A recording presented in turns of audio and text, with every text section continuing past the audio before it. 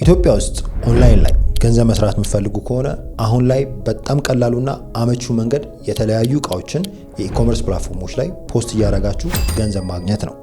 በዛሬው ቪዲዮ እኔ ራሴ ከጥቂት ሳምንታት በፊት የ24 ሺህ ብር እቃ በ24 ሰዓት ውስጥ ያለምንም ኢንቨስትመንት በነፃ እነዚህ የኢኮመርስ ፕላትፎርሞች ላይ የሸጥኩበትን ስቴፕ ባይ ስቴፕ ፕሮሲጀር አሳያችኋለሁ።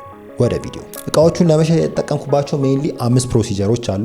በመጀመሪያ ያደረኩት ነገር የምሸጣቸውን እቃዎች ፎቶ ማዘጋጀት ነው። ይህንን ከማድረጌ በፊት ግን የምጠቀማቸው እቃዎች ትንሽ ስላይትሊ ዩዝድ ስለነበሩ ያደረኩት ነገር ምንድነው እቃዎቹን አመጣውና በስርዓቱ አጸዳዋቸው። ካጸዳው በኋላም ከጀርባ የምታዩት ሼልፍ ላይ አሪፍ የሚባሉ ፉቴጆቹን በስልኬ መውሰድ ጀመርኩ ማለት ነው። እናንተ ይህንን ስራ ለመጀመር ወይም ደግሞ መስራት የምትፈልጉ ከሆነ ከናንተ የሚጠበቀው ብቸኛው ነገር ስልክና ኢንተርኔት ብቻ ነው። እነዚህ ሁለት ነገሮች ካሏችሁ ስራውን በቀላሉ መስራት ትችላላችሁ። በሁለተኛነት ያደረኩት ነገር ማርኬት ሪሰርች ነው። ማርኬት ሪሰርች ማለት እኔ መሸጥ የፈለኳቸው 4 እቃዎች ነበሩ። ከነዛ ውስጥ አንደኛው ስልክ ነበር፣ ኮምፒውተር፣ ትራይፓድ እና ኪቦርዶች ነበሩ።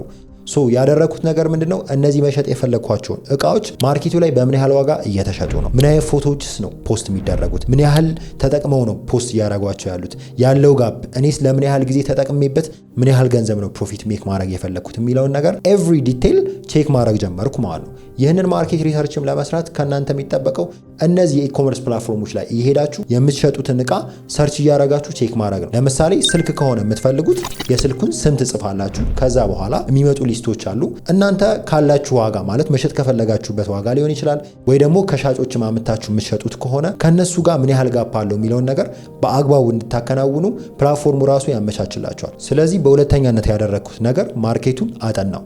ከዛም በምን ያህል ዋጋ መሸጥ እንዳለብኝ፣ ምን አይነት ፎቶዎችን መጠቀም እንዳለብኝ፣ ከዛ በተጨማሪ ደግሞ ምን ያህል ትርፍ ማግኘት እንደምችል ሙሉ ለሙሉ እዚህኛው ስቴፕ ላይ ጨረስኩ። በሶስተኛነት ያደረኩት ነገር ፕሮዳክት ዲስክሪፕሽን ነው። ዲስክሪፕሽን ማለት እናንተ መሸጥ የምትፈልጉት እቃ ይዘት ወይም ደግሞ ምን ነገሮች አሉት የሚለውን ነገር የሚገልጽላችሁ ነው። ለምሳሌ ከምሸጣቸው እቃዎች ውስጥ አንድ ስልክ ነበር። ይህ ስልክ ምን አይነት ሞዴል ነው፣ ምን ያህል ራም አለው፣ ከዛ በተጨማሪ ስቶሬጁስ፣ ካሜራው በምን ያህል ጥራት ይቀርጻል የሚለውን ነገር ለእያንዳንዱ ፕሮዳክት ማዘጋጀት ጀመርኩ። ይህ የሚረዳችሁ ምንድነው ከስተመሮች በሚገዙበት ሰዓት ወይም ደግሞ እቃዎችን በሚያዩበት ሰዓት ክሊክ ሲያደርጉ ከስር ዲቴል ይመጣላቸዋል። ያም እቃችሁ ምን አይነት ይዘት እንዳለው እንዲረዱ ያረጋችኋል ማለት ነው። እያንዳንዱን ነገር ሜሴጅ እያደረጉ እየደወሉ ከሚጠይቋችሁ ለእናንተ በጣም አመች የሚሆነው ለከስተመሩም ተመራጭ የሚሆነው ዲስክሪፕሽን በአግባቡ ብታዘጋጁ ነው። ዲስክሪፕሽን ለማዘጋጀትም የተለያዩ ነገሮች ማድረግ ትችላላችሁ። ማርኬት ሪሰርች በምታደርጉበት ሰዓት እነዛ ፕላትፎርሞች ላይ እየገባችሁ ክሊክ ስታደርጉ እያንዳንዱ ነገር ያመጣላችኋል። ስለዚህ በዛ መልክ ማዘጋጀት ይኖርባችኋል። ለምሳሌ የስልክ ከሆነ ራሙ 8 ከዛ ስቶሬጁ ደግሞ 64 ጂቢ እንደዚህ እያላችሁ የእያንዳንዱ ነገር ዲስክሪፕሽን ታዘጋጃላችሁ ማለት ነው። በሶስተኛነት ያደረኩት ነገር ለእያንዳንዱ ለአራቱም እቃዎች ዲስክሪፕሽን ኢን ዲቴል አዘጋጀው ማለት ነው። አራተኛው ስቴፓችን ፖስት ማድረግ ነው። ቀጥታ ፌስቡክ ማርኬትፕሌስ ላይ በመግባት ነው ይህንን የምታደርጉት። ማርኬትፕሌስን አክሰስ የምታደርጉት ያው ፌስቡክ ያስፈልጋቸዋል። ፌስቡክ ለትንሽ ጊዜ የተጠቀማችሁ አዲስ አካውንት ከፍታችሁ ከሆነ ማርኬትፕሌስን በቀላሉ አክሰስ ላታደርጉት ትችላላችሁ።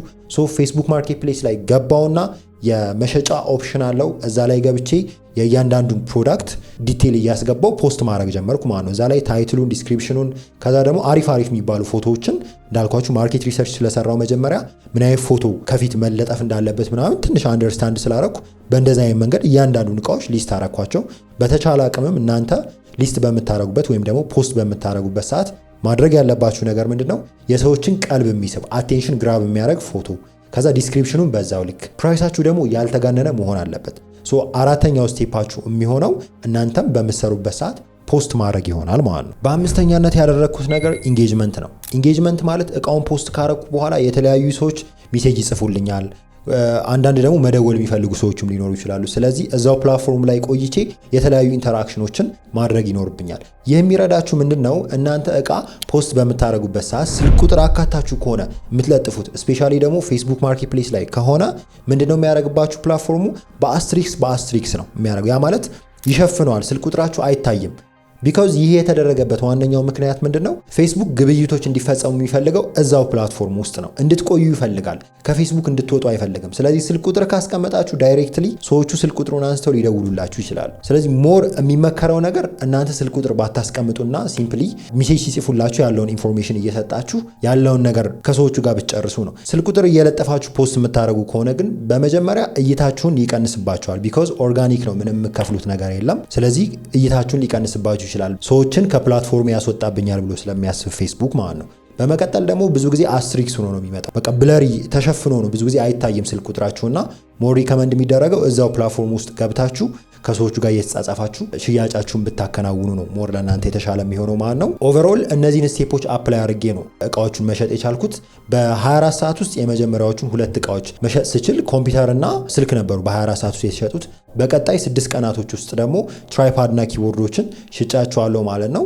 እቃዎቹን ከተጠቀምኩባቸው አንጻርና ከሸጥኩበት ዋጋ አኳያ ሲታይ በጣም ፕሮፊታብል ነው ያደረገኝ ለኔ። እነዚህ ፕላትፎርሞች ላይ መስራት የምትፈልጉ ከሆነ ከእናንተ የሚጠበቀው 2 ነገር ብቻ ነው። የመጀመሪያው ሳፕላይ እና ዲማንድ የሚባለው ነገር ቼክ ማድረግ ይኖርባቸዋል። ይህ የሚጠቅማችሁ ምንድነው? በጣም የሚሸጡ እቃዎችን እንድታፈላልጉና ቶሎ ቶሎ እቃዎችን እንድታስወጡ ይረዳቸዋል። ከዛ ውጪ ደግሞ እነዚህ ፕላትፎርሞች ላይ ቶሎ ቶሎ መሸጥ የሚፈልጉ ከሆነ ደግሞ በተሻለ ሁኔታ በቀን 1 ወይም ደግሞ 2 እቃዎችን ለመለጠፍ ሞክሩ። ይህ የሚረዳችሁ ምንድነው? ፕላትፎርሙ እዚህ ላይ እየተገበያያችሁ እንደሆነ ያምናችኋል። ፕላትፎርሙን እንደምትጠቀሙ ትረስት ሲያደርጋችሁ ደግሞ የመታየት ቻንሳችሁን ከፍ ይላል ማለት ነው። እቃዎቹን የሸጥኩበት ፕሮሰስ በቀላሉ ይህን ይመስል ነበር። ኢንዲቴል ደግሞ ይህንን ስራ መስራት የምትፈልጉ ከሆነ ስቴፕ ባይ ስቴፕ ፕሮሰስ ዲስክሪፕሽን እንዴት እንደምታዘጋጁ፣ ከዛ በተጨማሪ ደግሞ ፎቶዎችን የት ሄዳችሁ ኤዲት እንደምታረጉ፣ በምን አይነት መንገድ ደግሞ ማርኬት ሪሰርች እንደምትሰሩ የሚያሳይ ዲቴል የሆነ ቪዲዮ እዚህ ጋር አስቀምጬላችኋለሁ። ክሊክ አድርጋችሁ ሙሉውን ቪዲዮ አይታችሁ ስራውን መጀመር ትችላላችሁ። መልካም ጊዜ